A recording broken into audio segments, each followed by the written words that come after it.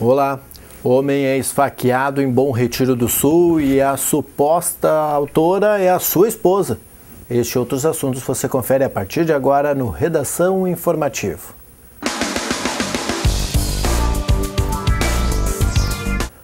Por volta da 1h desta quarta-feira, um homem foi encontrado com ferimentos de faca na sua residência no bairro Centro, Cidade Baixa, em Bom Retiro do Sul.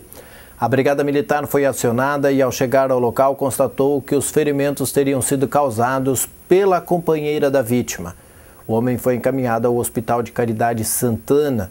Conforme informações da Brigada, a companheira estava sob medida preventiva e os ferimentos podem ter sido causados em legítima defesa. O caso foi encaminhado para a Delegacia de Polícia do município.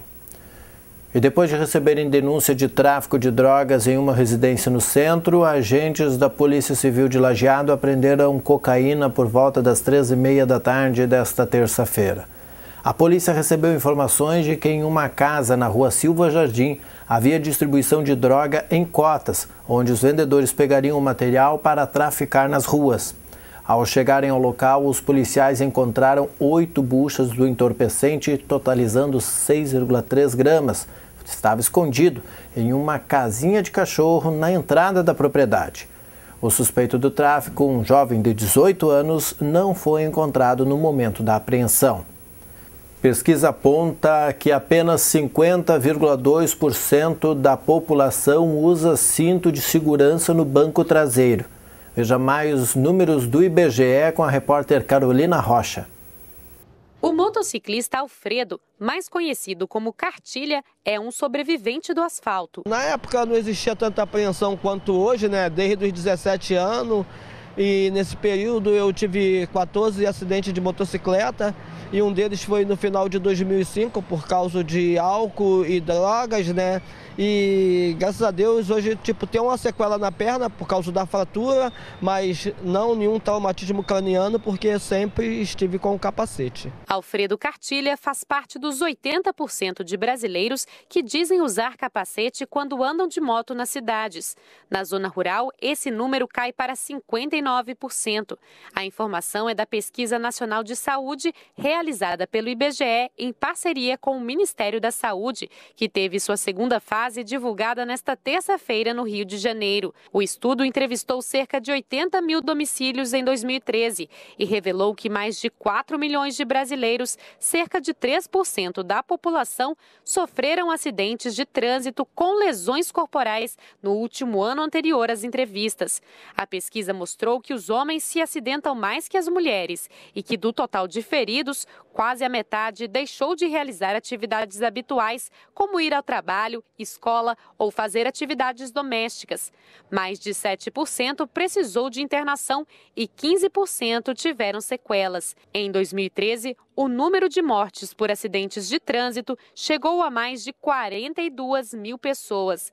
Houve 127 mil internações, o que representou um gasto de mais de 183 milhões de reais para o SUS. A pesquisa também investigou o uso do cinto de segurança no banco de trás dos veículos. Os dados mostraram que apenas 50% da população tem o hábito. O uso do cinto de segurança no banco de trás reduz mais a morte em caso de acidentes do que os cintos no banco da frente. Isso porque evita que o corpo do passageiro atinja o motorista ou quem estiver no carona. A informação que a pesquisa do IBGE nos traz, ela se soma à informação que eu venho como ministro da Saúde, desde o ano passado, divulgando fortemente de que nós vivemos uma epidemia de acidentes de trânsito. Nós vamos precisar aperfeiçoar a legislação porque hoje se tira uma motocicleta da concessionária sem a carteira de habilitação, se tira sem o equipamento de proteção. Então eu consigo financiar uma moto em 48 prestações, mas não consigo comprar um capacete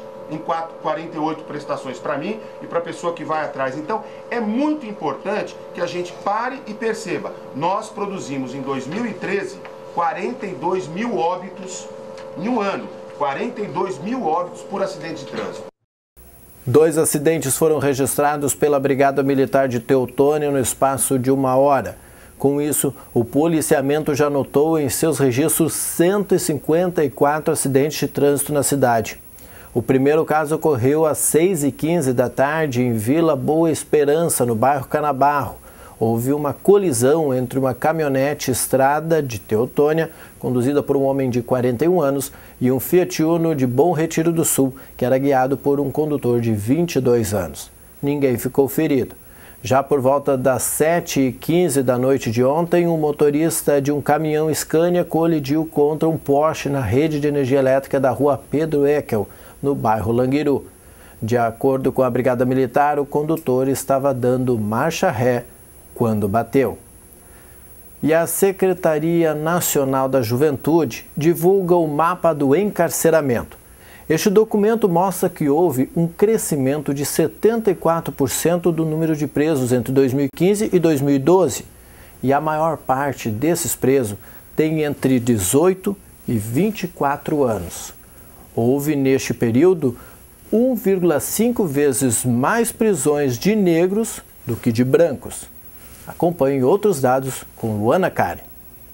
A publicação vai mostrar que cresceu em 74% o número de pessoas presas no Brasil de 2005 para 2012. Segundo o documento, esse crescimento foi impulsionado pela prisão de negros, de jovens e de mulheres. A maior parte dos que foram presos tinham entre 18 e 24 anos e foram presos 1,5 vezes mais negros do que brancos. Outro dado desse relatório mostra que o número de homens presos é maior que o número de mulheres encarceradas. Mas o curioso, Daniele, é que nesse período de 2005 para 2012, o crescimento da população carcerária feminina foi de 146% contra 70% de crescimento da população masculina. Os crimes que mais motivam prisões são os patrimoniais e relacionados às drogas, que juntos representam aí 70% das causas de prisões. Já os crimes contra a vida motivam 12% das prisões. Na maioria das vezes, as penas são inferiores a 8 anos. Outro dado desse mapa do encarceramento mostra que 38% das pessoas que estavam presas no período pesquisado estavam presas em condição provisória, ou seja, ainda não haviam sido julgadas. Um incêndio destruiu parte da estrutura de um aviário na localidade de Linha Divertida, no interior de Encantado. Foi por volta das 3 horas desta quarta-feira. De acordo com o Corpo de Bombeiros do município, as chamas consumiram lonas laterais do aviário e parte do forro. O combate durou em torno de 1 hora. O aviário de 1.600 metros quadrados, de propriedade de Neodir Luiz Leifer, estava sem aves. As causas do incêndio ainda são desconhecidas. E um motorista de 45 anos foi preso por embriaguez por volta das 5h30 da tarde desta terça-feira no bairro Oriental, em Estrela. De acordo com o registro, a Brigada Militar estava fazendo patrulhamento de rotina na Avenida Barão do Rio Branco, quando avistou um Chevette com as rodas dianteiras sobre o cordão da calçada. Ao abordarem o motorista, os policiais encontraram uma garrafa de cachaça no banco dianteiro do veículo. Com visíveis sinais de embriaguez, foi solicitado ao homem que fizesse o teste do etilômetro, mas o condutor se negou. Ele foi apresentado na Delegacia de Polícia de Pronto Atendimento de Lajeado para o registro do flagrante e depois foi recolhido ao Presídio Estadual de Lajeado. O Chevette que o motorista informou ter comprado ontem mesmo foi recolhido ao depósito por estar com licenciamento vencido.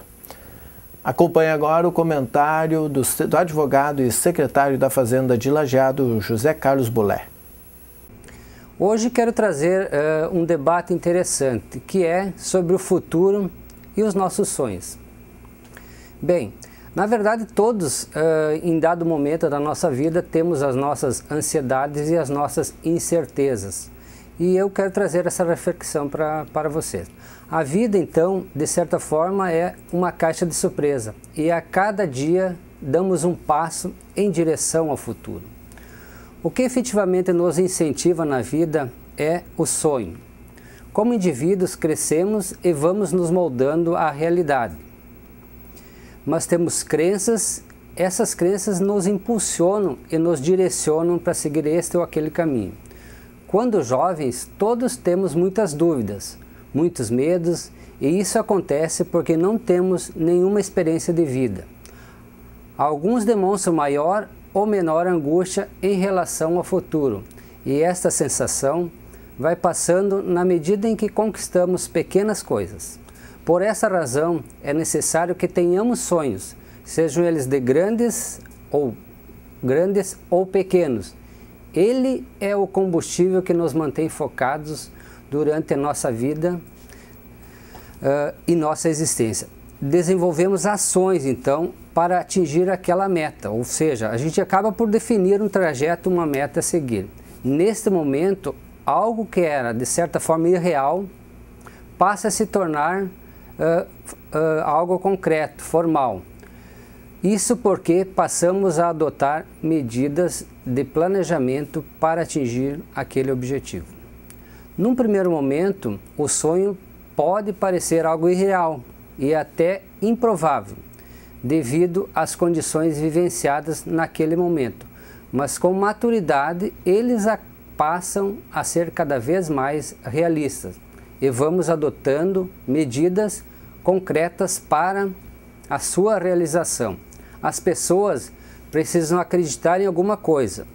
Isso funciona como energia para mobilizar a desenvolver ações para tornar o sonho realidade. Então, na verdade, o que eu quis dizer com essa reflexão é que as pessoas necessitam, digamos assim, na sua vida, na sua existência, fazer planejamentos. E sonhar, por mais, digamos assim, irreal que seja, faz com que as pessoas passem a acreditar naquele sonho e a trabalhar para atingir o seu objetivo e realizar o seu projeto de vida. Obrigado, secretário. E veja a seguir, municípios do Vale são reconhecidos pelo empenho no desenvolvimento da educação infantil. Em solenidade realizada na terça-feira em Porto Alegre, Arroio do Meio e outros municípios da região e estado foram reconhecidos pelo Ministério Público e Tribunal de Contas pelo trabalho realizado na área da educação infantil no último ano. Participaram do evento o vice-prefeito Áureo Scherer, a secretária de Educação Heloíse Rames e coordenadora de Educação Infantil Denise Neumann. Com investimento anual superior a R$ 2.700.000, Arroio do Meio atende cerca de 730 crianças de 4 meses a 5 anos em 8 escolas comunitárias de educação infantil, além de 340 crianças de 4 e 5 anos nas 13 escolas municipais de ensino fundamental. Segundo o prefeito Sidney Eckert, educação, saúde e geração de empregos sempre foram prioridades para a administração municipal. Eckert lembra que em 2008, cerca de 500 crianças estavam matriculadas na educação infantil, enquanto atualmente são 700. Além de Arroio do Meio, também foram destacados Bom Retiro do Sul, Capitão, Colinas, Encantado, Lajeado, Mussum, Poço das Antas, Pouso Novo, Santa Clara do Sul, Teutônia, 2 Lajeados, Ilópolis e Vespasiano Correia. E terminam nesta sexta-feira, pós-feriado, as inscrições do Enem em 2015. Acompanhe com Daniela Almeida. O prazo para se inscrever no Exame Nacional do Ensino Médio, Enem, de 2015, termina nesta sexta-feira. Estão isentos da taxa de inscrição os alunos que concluírem o ensino médio em escolas públicas em 2015 e as pessoas que se declararem carentes. Para os demais, o valor é de R$ 63,00 e a taxa de inscrição deve ser paga até 10 de junho. A nota do Enem serve de critério de acesso ao ensino superior por meio do SISU, o Sistema de Seleção Unificada, que oferece vagas em 115 instituições públicas de ensino superior e também para o ProUni, o programa Universidade para Todos. A participação no Enem serve ainda para receber o benefício do FIES, o Fundo de Financiamento Estudantil, e para participar do programa Ciências Sem Fronteiras. Até esta terça-feira, cerca de 4.650.000 pessoas se inscreveram no exame. Para fazer a inscrição, basta acessar diretamente o site do Enem. De Brasília, Daniela Almeida. Na manhã de terça-feira ocorreu o 6º encontro do projeto Rede Cidadã, que que se constitui pelo conjunto de ações integradas e articuladas por profissionais dos diversos serviços oferecidos pela administração de Lajeado.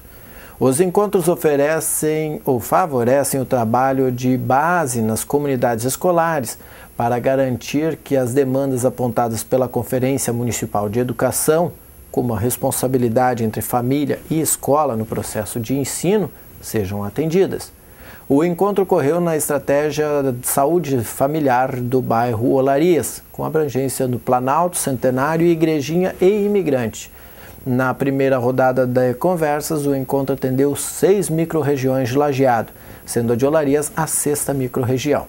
Participaram as equipes diretivas das escolas Guido Arnoldo Lerman, Capitão Felipe Dieter, Lauro Miller, Sabor da Infância e Primeiros Passos, além das secretarias de Educação, Trabalho, Habitação e Assistência Social, da Saúde, da Cultura e Turismo e do Departamento de Trânsito, além de seus respectivos serviços.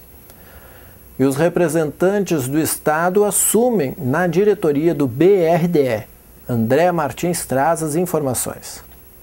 Os representantes do Rio Grande do Sul, que integram a nova diretoria do Banco Regional de Desenvolvimento do Extremo Sul, foram empossados nesta terça-feira. A cerimônia ocorreu no Salão Alberto Pasqualini do Palácio Piratini. Nós precisamos ter novos diretores, ideias e ansiedade. E por isso, governador, eu sei que o senhor acertou quando convidou um técnico, um profissional competente, um homem qualificado, que já foi inclusive do Banco Mundial, como Noronha, para ter ideias, e um ansioso como eu, para tentar fazer com que essa estrutura que existe responda cada vez mais aos anseios do Estado do Rio Grande do Sul. Além de Klein, Luiz Correia Noronha responde pela direção de planejamento. O ato de posse foi presidido pelo governador José Ivo Sartori. Ele tem que ser o propulsor de novas iniciativas, de novos empreendedores, de novos empreendimentos, de novas situações. Isso significa agir com dinamismo, conhecimento e, acima de tudo, inserção social. É saber para quem se destina o recurso, para quem que ele vai servir para melhorar a vida das pessoas e da sociedade. O Arranjo Produtivo Local, APL, Agroindústria Familiar do Vale do Taquari, que tem o apoio do Governo do Estado por meio da Agência Gaúcha do Desenvolvimento e Promoção do Investimento, realiza nesta sexta-feira o seu 3º encontro. A atividade faz parte da Suinofest em Encantado. Produtores e proprietários de agroindústrias familiares da região abrangida pelo APL estão convidados a discutir assuntos como cooperação para a comercialização e a possibilidade de um selo de identificação dos produtos do arranjo. Estes temas serão debatidos em 2 painéis, ambos no turno da tarde. Para o agente de desenvolvimento da agência estadual, Dayan de Souza, a própria estruturação da governança já caracteriza uma importante iniciativa conjunta desse arranjo. Em Minas do Leão, aqui no Rio Grande do Sul, tem a primeira usina termoelétrica a biogás de aterro sanitário. Veja com André Martins. O governador José Ivo Sartori visitou nesta terça-feira as instalações da primeira usina termoelétrica a biogás de aterro sanitário em Minas do Leão. O empreendimento vai gerar energia limpa a partir do resíduo urbano depositado no aterro do município. Diariamente, 3.500 toneladas de lixo doméstico chegam de Porto Alegre e mais 130 cidades gaúchas. É bom saber que a consciência da sociedade brasileira vem se modificando, da área pública também, criando condições de novas possibilidades para que a vida das pessoas seja diferente. E as políticas urbanas também levam nesta direção. Com um investimento de 30 milhões de reais do grupo Solve e Copelme, a usina vai utilizar o metano existente no biogás para produzir 60 mil megawatt-hora ao ano e capacidade de atender 200 mil habitantes. O presidente da Solve Infraestrutura destacou o pioneirismo do Estado ao atender a Política Nacional de Resíduos Sólidos. Com esses 7 aterros e mais alguns aterros que já estão instalados, o Rio Grande do Sul será o primeiro Estado brasileiro a atender às exigências da Política Nacional de Resíduos Sólidos, tratando de forma adequada todos os seus resíduos. O feriado estendido de Corpus Christi, de quinta até domingo, vai alterar o atendimento ao público na maior parte das repartições na Prefeitura de Lajeado. Os serviços considerados essenciais serão mantidos, como é o caso da Unidade de Pronto Atendimento, a UPA, que disponibilizará atendimento 24 horas. Os postos de saúde estarão em recesso. As escolas municipais obedecem calendário próprio. Na sexta-feira, as escolas de educação infantil atendem normalmente. Dentre as de ensino fundamental, a campestre será a única a funcionar nesse dia. No feriado estendido, o plantão da água vai funcionar da mesma forma que nos finais de semana, atendendo pelo telefone 9977-3549, sendo que não haverá alterações na coleta de lixo. E a presidente Dilma Rousseff sancionou a lei que regulamenta direitos dos trabalhadores domésticos. A Isabela Azevedo traz as informações.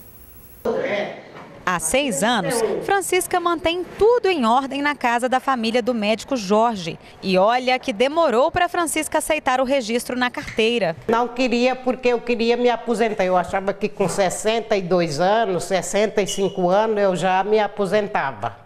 E eu achava que o registro na carteira podia atrapalhar. Com o tempo, ela passou a ficar conosco 3 dias por semana. Aí nós insistimos mais e ela disse, então tá bom.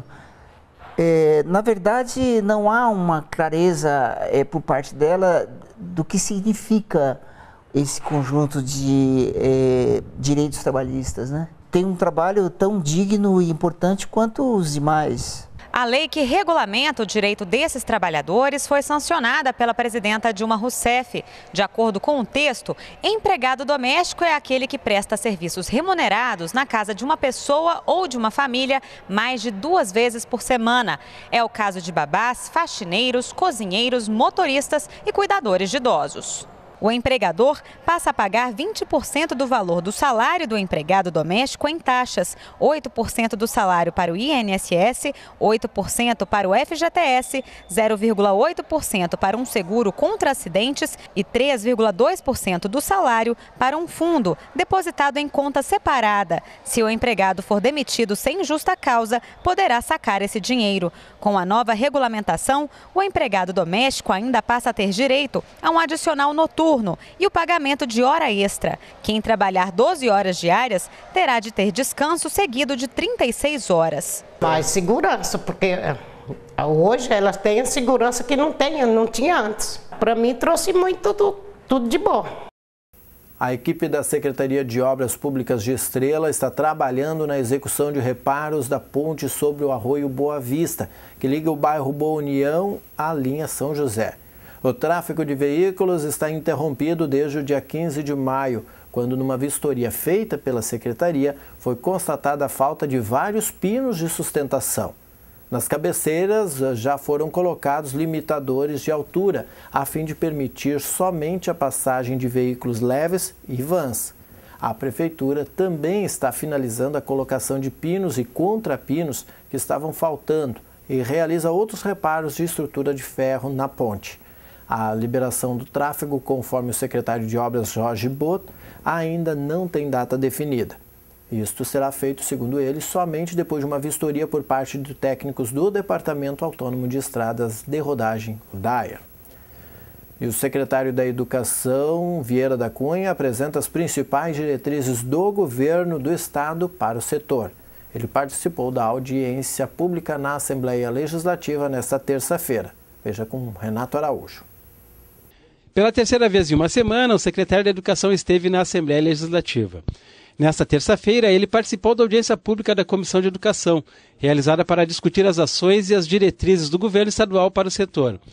No debate, que reuniu no plenarinho entidades representativas da área educacional, Vieira da Cunha ressaltou o chamado de 540 professores aprovados no último concurso e a intenção de votar dentro dos prazos legais o Plano Estadual de Educação.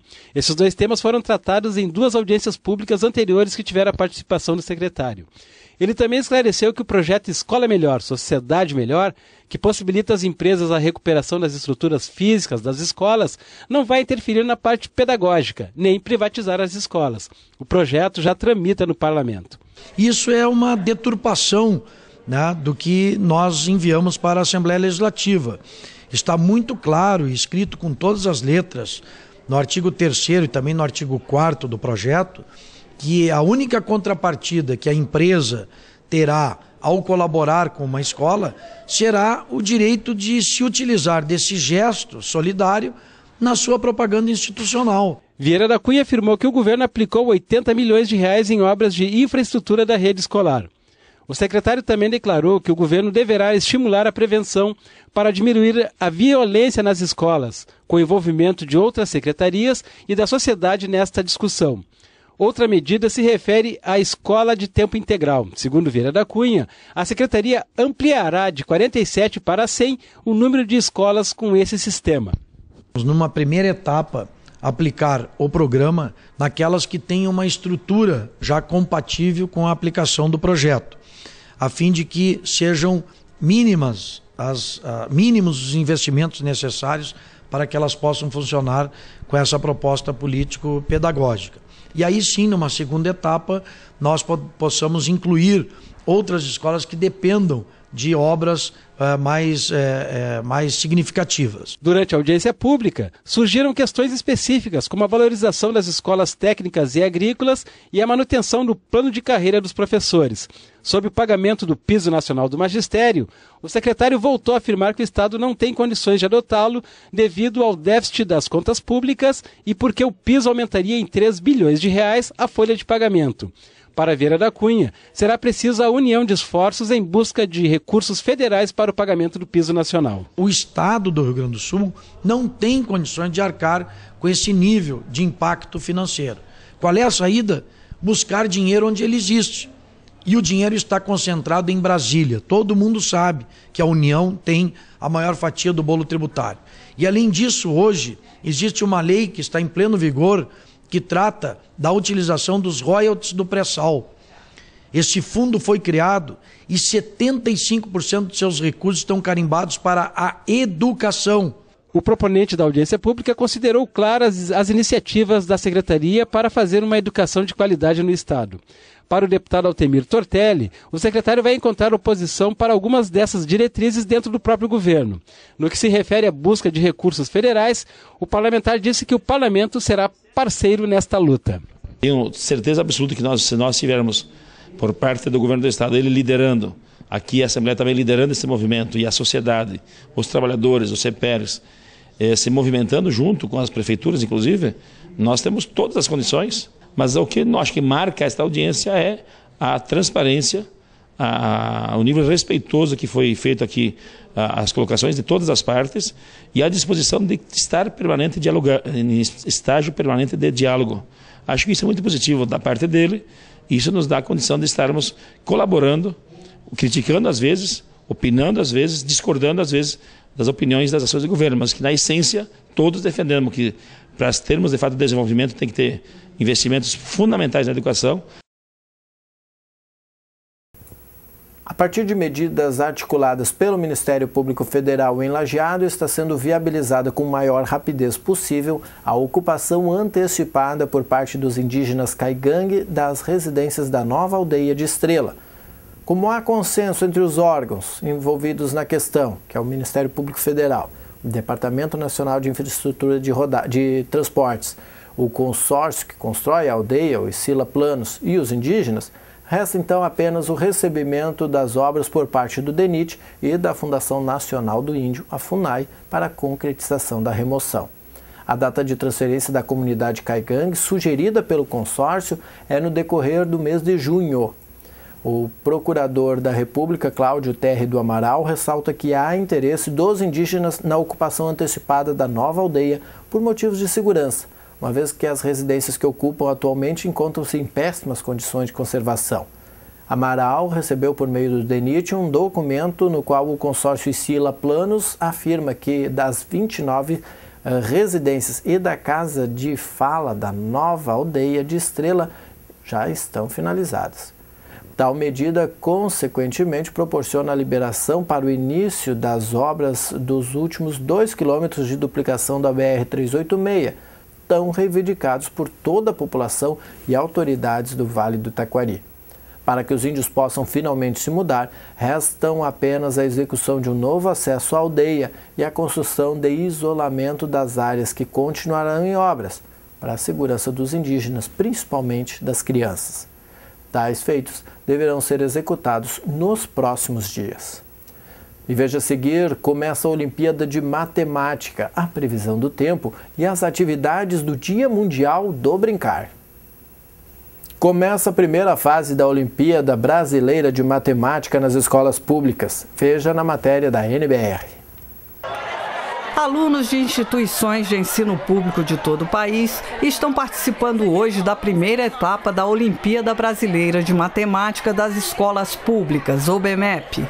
Promovida pelo Instituto Nacional de Matemática Pura e Aplicada, INPA, a Olimpíada foi criada para estimular o estudo da disciplina e revelar talentos na área. A aluna Letícia Nunes já foi premiada em outras edições da Olimpíada da Matemática e espera neste ano melhorar o seu resultado. No começo eu fiquei meio assustada porque eu vim de escola particular, então a gente não tinha isso, não tinha as Olimpíadas. Aí ano passado que eu conheci essa Olimpíada, então quando eu participei eu nunca imaginei que eu ia ganhar alguma coisa, mas eu me esforcei bastante para me ganhar. Para essa professora, a preparação dos alunos é fundamental para um bom desempenho na Olimpíada. Aqui a gente trabalha com as duas fases. Na primeira fase, a gente traz os alunos para a escola, aqueles alunos que querem participar do projeto, né? E aí as aulas acontecem no horário contrário de aula deles, né? E aí todo mundo participa. Quem tem interesse em participar, vem, a gente desenvolve as atividades com eles. Na segunda fase, a gente trabalha somente com os alunos que são escolhidos, os 5% do total de alunos da escola. E aí a gente faz o trabalho mesmo focado para a prova da Olimpíada, que acontece em setembro. E o interesse das escolas públicas de participar da Olimpíada da Matemática é cada vez maior. Hoje a gente vê 10% da população brasileira, praticamente esse o número, 17 milhões de alunos inscritos em 2015. Isto representa um movimento educacional voltado para a matemática. O Conselho Tutelar e a Brigada Militar deram continuidade ao projeto que vem sendo desenvolvido na Escola Monsenhor Seger, em Travesseiro, que visa orientar e prevenir as crianças e adolescentes sobre os vilões da sociedade contemporânea, para que no futuro não haja necessidade de punir os adultos. Desta vez, o assunto abordado foi a sexualidade, e a convidada para a roda de conversa com os alunos foi a enfermeira do posto de saúde, Roselete dos Santos. E o Departamento de Trânsito colocou em vigor, a partir das 0 hora desta quarta-feira, a restrição ao estacionamento na Avenida Taline e ao loteamento próximo do Complexo Esportivo da Univates, no bairro Universitário. A decisão foi tomada depois das inúmeras reclamações dos moradores por causa do som alto dos carros, da baderna e dos rachas promovidos pelos usuários do local, além do lixo jogado nas ruas e calçadas durante a madrugada, especialmente nos finais de semana. 30 placas de sinalização irão ajudar a informar os motoristas da proibição do estacionamento e quanto aos horários. Não pode estacionar da meia-noite até às 6 da manhã. No início da proibição, haverá um trabalho de conscientização dos condutores. Após a primeira fiscalização, os agentes de trânsito irão aplicar multas para aqueles que descumprirem as normas. Os infratores estão sujeitos a multas de R$ 85, além de 3 pontos na Carteira Nacional de Habilitação. Motoristas que não estiverem no local no momento da fiscalização terão seus veículos guinchados. A Brigada Militar e o Departamento de Trânsito farão patrulhamento no local e também na Avenida Piraí, no bairro São Cristóvão. Nesta via, também não é permitido estacionar da meia-noite às 6 da manhã. E veja como será o feriado de Corpus Christi com o jornalista Rodrigo Nascimento e a previsão do tempo.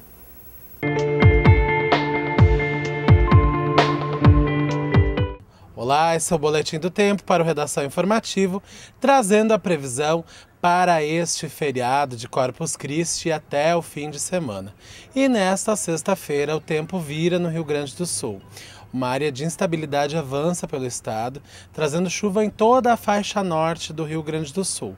No centro, no Vale do Taquari, não há previsão de chuva confirmada ainda para esta sexta-feira, mas podem ocorrer períodos de mais nuvens, menos sol, aquele início de instabilidade. Isso vai ocorrer durante todo o final de semana. No sábado deve chover, no domingo também tem previsão de chuva, porque essa frente fria que entrou no Rio Grande do Sul vem com muita umidade. Essa umidade que a gente já está sentindo no ar, vendo aquelas sombras molhadas na rua, é bem isso que está acontecendo e vai virar chuva nos próximos dias. As temperaturas ficam mais altas também. Aquele frio dos últimos dias dá lugar a um calor de quase 30 graus nos próximos dias. Vamos ver então como fica a previsão para Lajeado até domingo? Nessa sexta-feira, o dia amanhece com sol e nuvens em Lajeado. A previsão é de mínima de 18 graus e máxima de 27 graus para o feriado de Corpus Christi. No sábado não tem jeito, chove de qualquer maneira e as temperaturas continuam altas. A mínima prevista é de 19 graus e a máxima pode atingir os 27 graus.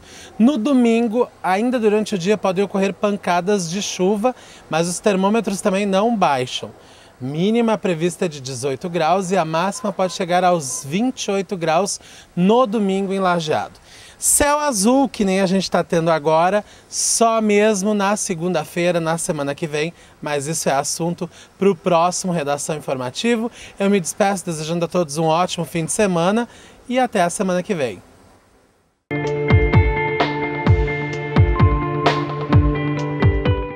Obrigado, Rodrigo. Cama elástica, bambolê, barraquinhas, jogo da velha e sapata.